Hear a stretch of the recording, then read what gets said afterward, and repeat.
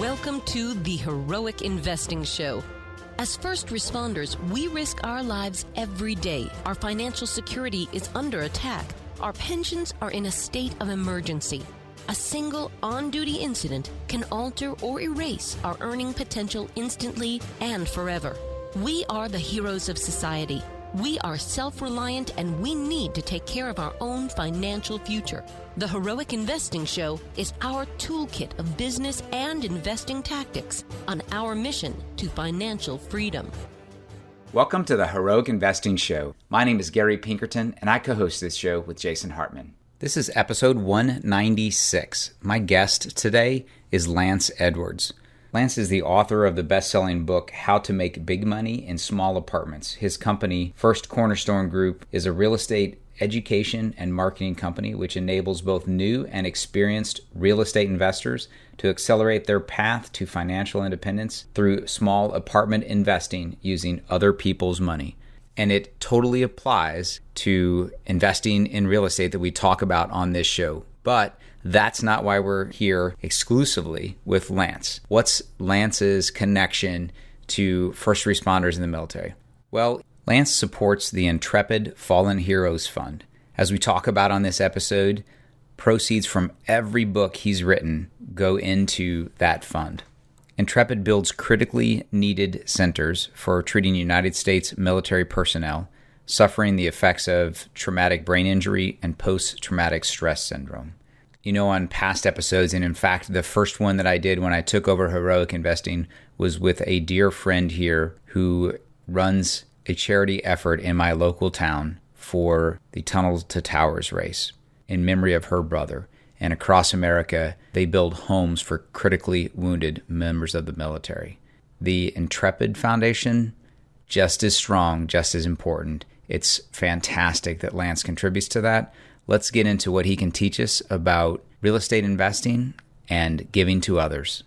Today we have the pleasure of having with us Mr. Lance Edwards. Lance hails from many generations, his family being down in the Florida area, and recently wrote a book about that he'll jump into here, I think, shortly, and has a business, does quite a bit in the real estate space. So very nice combination of tie to the military that we'll talk about in a moment, and real estate investing and growing long-term wealth through the vehicles of real estate and other asset protection kinds of vehicles. So you hail from Houston with the actual business, but most of your time down in Florida, I think. So Lance, welcome to Heroic Investing. Well, Gary, thank you so much. I'm really excited to be able to speak to that. I really appreciate the opportunity. So thank you for inviting me. Of course. Lance, as you know, our audience is made up of first responders and members of the military, veterans, and retirees from both that are looking to maybe change their lot in life a little bit or expand on what they've been able to save and grow while they were in the military. And also perhaps start up their own business, get some time back with family and to passions of theirs. If you wouldn't mind, a little bit of an introduction and how you got involved in real estate from the years ago when you started. Yeah, I got started way back in 2002, so I've been doing this for quite a while. Had a full-time job, was looking for additional source of income, and I discovered a niche in small apartments, a niche in real estate, specifically small apartments, 2 to 30 unit buildings, and got involved with that. And within 3 years, was able to retire from a corporate job, and been doing apartments full time since 2005. I've been teaching people how to do the same thing since 2007, and that's our business we run here. And we have students and clients across the country. We teach people how to create financial independence for themselves through small apartments. And they start with small apartments. They can scale up into large apartments. And certainly many of our clients, our training clients, are active military and or veterans. And so I'm really pleased to be able to speak about the topic here, especially for your audience, Gary. Wonderful. Yeah. If I understand it right, what you're teaching the clients is how to, purchase with other people's money. So essentially doing some syndication, raising funds, putting together the deal and the purchase, doing kind of a repair, make ready, and then, or not make ready, but a repair, rehab, and then getting it up to higher operating standards. Is that pretty accurate? Certainly, that's part of it. I would say it to give kind of a broader range. There's 3 particular areas we teach with small apartments. And by the way, all of them are using not of your own cash or credit. One of them is wholesaling buildings. That's putting them under contract and simply selling your contract. You don't do anything but sell your contract. Make minimum $20,000 doing that, wholesaling small apartment building contracts. Second area is what you're referring to is buying and holding them, using other people's cash, other people's credit, getting that passive income, that mailbox money. And then the third area is finding the distressed stuff, needs some sprucing up, low occupancy, buying it cheap, fixing it up, filling it up. And you not only get great cash flow doing that, but you can sell those improved assets for, 6 and 7 figures. And that's I call that the rehabs and turnarounds. So it's wholesaling, buying and holding, and the rehabs, all three areas. And people can do them simultaneously. And again, our whole emphasis is using other people's resources. The thing about small apartments, which is where I encourage people to start, and the biggest question is, where's the money going to come from? Well, you start with small apartments, all you need is one investor, just one, to get started. So it's a great, great way to get entered into the multifamily space. Yeah. And so you go all across the country teaching on this. What's kind of the scale of you're teaching once a month or 500 people every weekend, or kind of like what's the scale of your? In my business, we run monthly 3-day seminars. We go around the country. We rotate different compass points to cover all the different geographical regions. We do 7 or 8 cities at this point. Monthly seminars are 3 days. We'll have no more than 50 people in it because these are close knit. I'm teaching them, and we're teaching people how to get started. And these are people. I would say this because the biggest thought that people have about, I can't do small apartments. Well, of course you can't. Actually, I've got a 10-year-old that bought a duplex. Came to the boot camp, bought a duplex, and I have to qualify it with his dad's help. I got 12-year-olds, I got 18-year-olds, and I got 80-year-olds. So this is a field, it's a niche that, frankly, most people disqualify themselves unnecessarily thinking, well, I'll do some house deals and I'll graduate in the small apartment space. Please break that notion because anybody can get started here, and there's less competition than single family, and it's much more leverage of your time, frankly. Cool. So doing that for a while, that business is up and running and running well, obviously, and gave you an opportunity to go after a passion. And you recently wrote a book, which I've participated in writing a couple of books. I know it needs to be a passion because it is a very, very challenging thing to do right. And you sold it, and it did well. Talk to us a little bit about your most recent book. I've been very, fortunate. We've got actually 2 best-selling books. One of them is on the apartment space. It's a book called How to Make Big Money in Small Apartments. And that book went to number 1. And then my book that just came out very recently is called As It Should Be, Tales of Old Florida. Has nothing to do with real estate. It's about myself and my family, 7 generations growing up in Florida. And I tell the story of that and the values around growing up in what I call old Florida. That book was, a bucket list thing, and it went to number 1 on Amazon as well. So that's the 2 books that are out there. And you're right, Gary, you got to have a passion because it's a lot of work. If you're going to do it right, it's a lot of work. But I'm very proud of both books. What were some of the surprising things that happened as you went through that the process of writing the book that was more about the family? And I'm sure you discovered some things that maybe in your research you hadn't really appreciated before. Oh my gosh, you're exactly right. You're spot on. People ask me how long it take you to write the book. I answer, 50 years because it was a lifetime. But I wrote it, actually put words down for a period of about 6 or 7 months. And I discovered, the same thing about my family, my history I didn't know. For example, my 4-time great-grandfather was one of the first settlers in 1848 to step into Florida. Discovered that. There's a county park actually named after him. It all came through the research. But the other thing I would say that I think everyone can relate to is what I discovered is everything is connected. When you start looking back over time, you can see these random events that at the time seem just totally random, but over, when you look at the impact of what happens, you come to see that everything is connected. We are where we are today because of things that happened centuries or decades ago. And so that was a big epiphany out of that. And, that really became a core theme of the book, how everything is connected, where I take 7 generations of my family and things that occurred beyond that, not just my family, but in the state of Florida itself, to show how the things that are going on in Florida right now really a result of decisions and actions that were taken 150 years ago. Cool. So we haven't yet gotten into the, kind of the connection with the military audience and service members. As you were leading up to the book launch, you made a decision about what you were going to do with some of the proceeds. Can you talk a little bit about that? Certainly. This was, was one of these connections that happened. So in the book, as I'm writing the book, I talk a lot about the respect that people in Florida, not just Florida, all over the country have for our military and our veterans, my family, heavy military background, including my daughter, my brother, my grandfather, etc. And so part of the connections I talked about was our belief in our military in the book. And as we were approaching the launch day, one of the things that I decided to do was to promote the book launch. I said, okay, I have this book coming out, Tales of Old Florida. You can buy it, and I want everybody to buy it on a certain day because that's how you drive it to number one. Well, I said, what I'll do is when you buy the book on launch day, I'm going to take the gross dollars you spend on it, which is $15 each. I'm going to double it, and for every dollar you spend, I'm going to send $2 to the Intrepid Fallen Heroes Fund.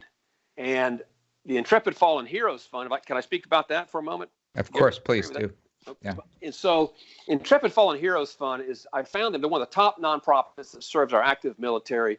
And there's great nonprofits, obviously a lot of great ones out there. But the reason I chose Intrepid is one thing that really is unique about them is that every dollar that is donated to Intrepid, 100% goes to benefit our active military. And the way they're able to do these, so how can they do that? Don't they have expenses? Well, of course they have expenses, but their board members personally underwrite all the nonprofit expenses.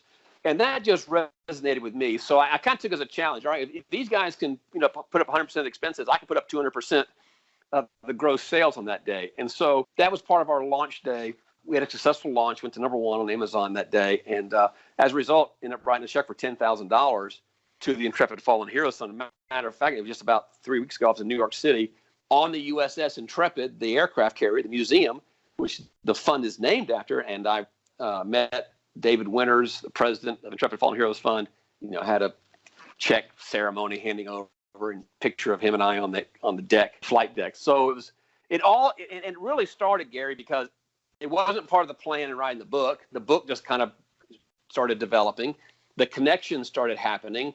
The military aspect became part of the connection. And out of that, my decision let's make this about our active military. And one more thing, and I'll shut up, let you ask me some more questions. But is now what we do is with our books is 2 times all the money spent on books goes to Intrepid Fallen Heroes Fund, not just on launch day, all the time. And that's become part of our cause of my business. How many more books can we get out so we get more money going to Intrepid? Nice. And that's again with the second book, right? With the As It Should Be book. Well, that's with any books are coming out. So now I'm going back to my other book, How to Make Big Money in Small Apartments. Now I'm taking we sell that book. We're taking 2 times the gross receipts of that book and selling to Intrepid and to make donations to Intrepid Fallen Heroes Fund. Certainly we're doing it with the As It Should Be book, but now there's a whole emphasis within my company to release more books and do the same process we did with As It Should Be to keep a recurring revenue stream going to the Intrepid Fallen Heroes Fund. That's wonderful. That's a great effort. And you can find out more about the Intrepid Fallen Heroes at fallenheroesfund.org. It's a great organization. I've been to the Intrepid many times, live up here near, just south of New York City, do a lot of submarine veteran events and things like that at the Intrepid. And it's a great museum, great organization, Fallen Heroes Fund, and familiar with some of the board members too. So pretty impressive organization. So I really appreciate you supporting that, as do most of the active duty members of the military, especially those that have suffered from traumatic brain injury or post-traumatic stress. If you don't mind, I'll do a little transition back to the real estate side. Sure. So I'm curious what advice you would give to people who are considering using real estate, maybe not so much active, maybe not doing, wholesaling and things like that, but really just transitioning into a place to store and grow wealth as they're, let's say we'll pick somebody who's 10 years from getting out. They've got their mindset on, a retirement 10 years from now. What would you recommend they do today to set them up for some cash flow income replacement when they get out there? That's a great question. And that's really the whole objective is, I call it how to replace your job income. And the real main objective is buying and holding these assets, because that's where the wealth creation has happened. That's where your passive income. I mean, wholesaling is great, generates nice chunks of cash, but you really want these assets sending you monthly checks. And so really the main thing is to just get started and get out and creating deal flow. That's one of the things we teach courses. That's the first thing I do, is create deal flow, how to select these properties. I want everyone to start small, because the reason I say that, the most critical deal is going to be your first deal. It's also going to be your scariest, because after all, we were not taught this stuff in school. At least I wasn't. And so we've got to learn about this, this investment vehicle. But the beautiful thing about it is you can do it using none of your own cash, none of your own credit. I don't care what anyone's financial situation is. I can show you story after story after story just from my own clients that got started using other people's resources. So don't let that hold you back either. It's a matter of getting some deal flow started, looking at some deals, making an offer. And I'm going to tell you right now, the scariest offer is going to be your first one. But, getting the process started. And the other thing I would say is I want to just, let's bust up this notion that you're going to be self-managing these buildings, because you're involved with me. You're not going to be allowed to. You're going to hire professional management companies, because if you start self-managing these buildings, you're going to get burned out. So we use professionals. I want you to use professionals and start small, and then you start scaling up, because here's the beauty about apartments. Whatever you learn to do on a small apartment applies equally to a large apartment. It's just extra zeros. And it's all about cash flow and equity creation. It's just getting started, creating deal flow and sticking to it. And I would say one more thing about it. I can't show you the math right now, but I could show you the case. Within 3 or 4 small projects, you could be done and replacing your current job income. You don't need to do a lot of transactions.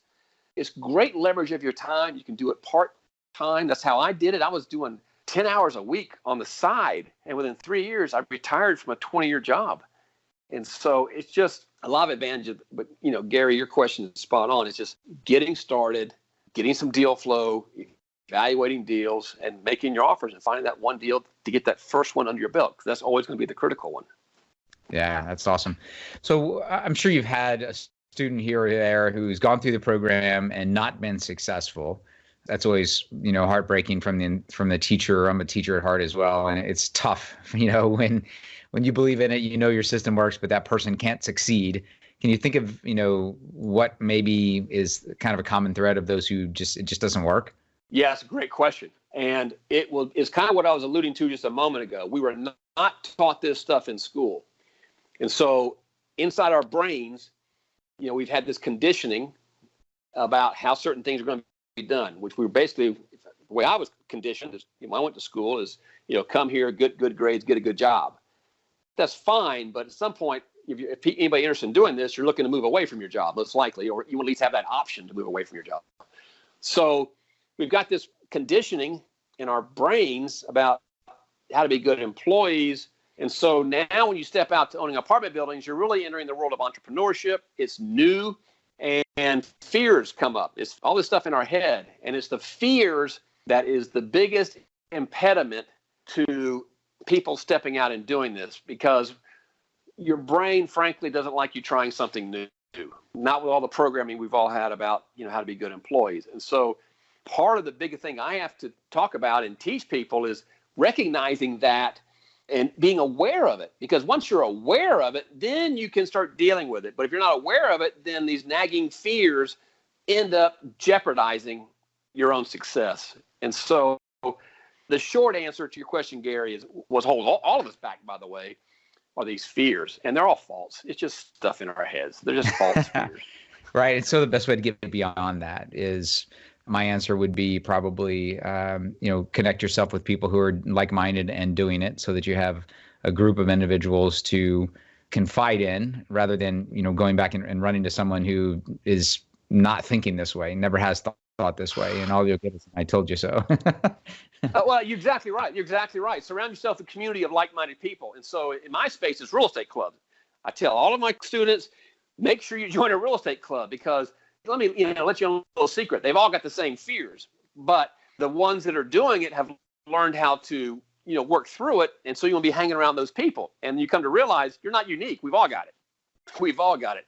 what you don't want to do, and Gary, you just said it, don't go get advice from the person who's going to tell you that stuff doesn't work to begin with. No, go get advice from the ones that are actually out there doing it. Right. Yeah. Yeah, that's a great point. We're coming near the end, Lance, and I really, really appreciate again your efforts towards the fallen heroes, but as well everything you're doing to help people see the path of light for real estate. Maybe give some contact information, and then anything else that I haven't asked that's important about our conversation. Well, I think you really hit the nail on the head. My main message I will share to everyone is, everyone listening right now, I don't know your background, I don't care what your background is, but I'm telling you, you are qualified to get started in small apartments right now, because I've got the whole host of clients that have been doing this for so long, I can point you to anything, 10-year-old up to 80-year-olds. You don't need to use your own cash. You don't need to use your own credit. You just need to devote about 10 hours a week to it and make it part of your new process. So it's open to everyone. It's a great leverage of your time. It gives you passive income. It gives you equity and wealth creation. And so that's my main message. As far as contacting with us, I'd like to, with your permission, I've got a gift for your listeners. Gary, may I? Wonderful. Please go ahead. Yeah. So my book, How to Make Big Money in Small Apartments, that I alluded to, that was my first bestseller. It covers everything about this business, how to find the deals, how to find the investors, how to analyze the deals, everything we've been talking about. Number one bestseller, you can buy it on Amazon every day, but I want to give it to you for free, everyone for listening. There's only one caveat. I ask you to pay the shipping and handling, $6.77. I'm going to give you a website. It's called freeapartmentsbook.com, freeapartmentsbook.com. You go to that website. We'll send you the book, the paperback book. There's some other resource materials we're going to send you as well. Physically going to mail it to you. And again, just ask for the $6 to cover the shipping and handling. We'll send you those materials for anyone interested. So it's freeapartmentsbook.com. And so this is one of the new things we're doing now. For every dollar that goes into that, we send $2 to the Intrepid Fallen Heroes Fund. Wonderful. Well, thank you very much. How about any other contact information?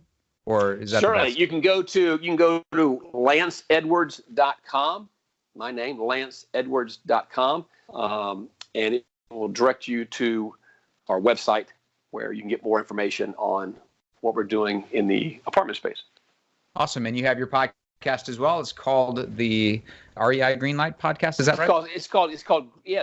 Thank you. We have a podcast called Greenlight REI, REI, and we interview people involved in the real estate space. There's another website if you want to listen to the archives. Go to greenlightreinvesting.com. Greenlightreinvesting.com. A lot of great experts talking about different topics of real estate in there as well. Wonderful. Well, Lance, thank you so much for spending a few minutes with the Heroic Investing audience. Gary, it's been very great. Thank you for the opportunity. I really, really appreciate it. Great honor. Thank you so much for listening. Please be sure to subscribe so that you don't miss any episodes. Be sure to check out the show's specific website and our general website, hartmanmedia.com, for appropriate disclaimers and terms of service. Remember that guest opinions are their own, and if you require specific legal or tax advice or advice in any other specialized area, please consult an appropriate professional. And we also very much appreciate you reviewing the show. Please go to iTunes or Stitcher Radio or whatever platform you're using and write a review for the show. We would very much appreciate that. And be sure to make it official and subscribe so you do not miss any episodes. We look forward to seeing you on the next episode.